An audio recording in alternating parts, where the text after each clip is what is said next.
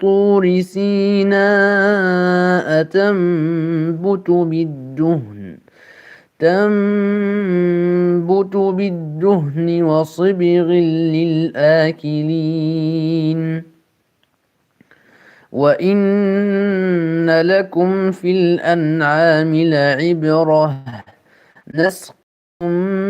مما في بطونها ولكم فيها منافع كثيرة ومنها تأكلون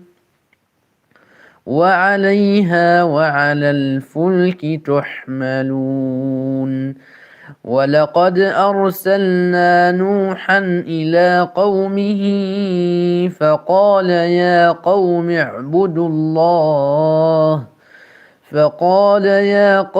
اعبدوا الله ما لكم من إله غيره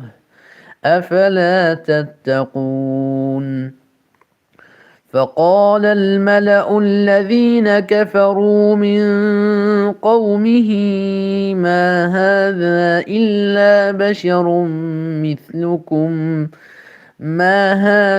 إلا بشر مثلكم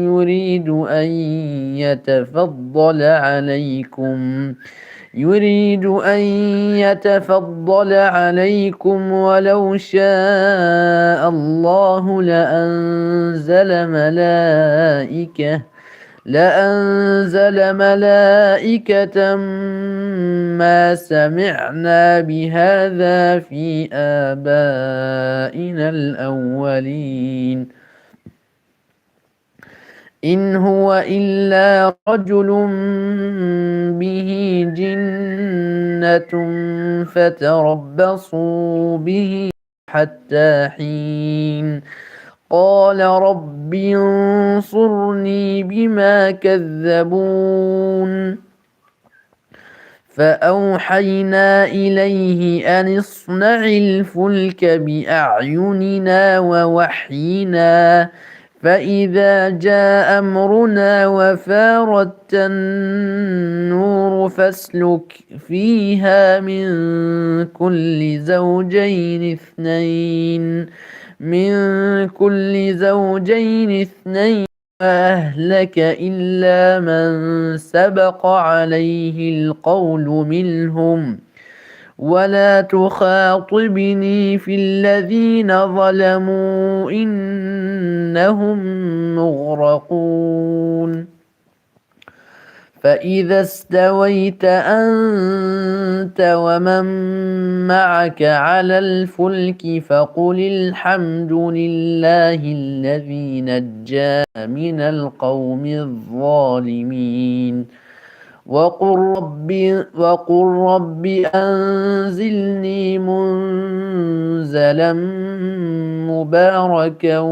وأنت خير المنزلين إن في ذلك لآيات وإن كنا لمبتلين ثم أنشأنا من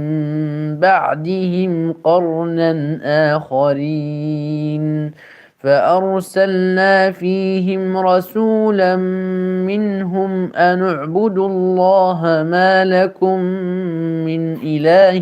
غيره أفلا تتقون وقال الملأ من قومه الذين كفروا وكذبوا بلقاء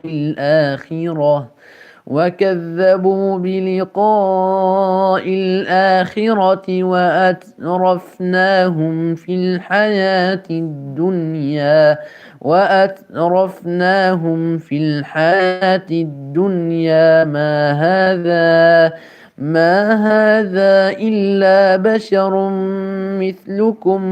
ما هذا إلا بشر مثلكم يأكل مما تأكلون منه ويشرب مما تشربون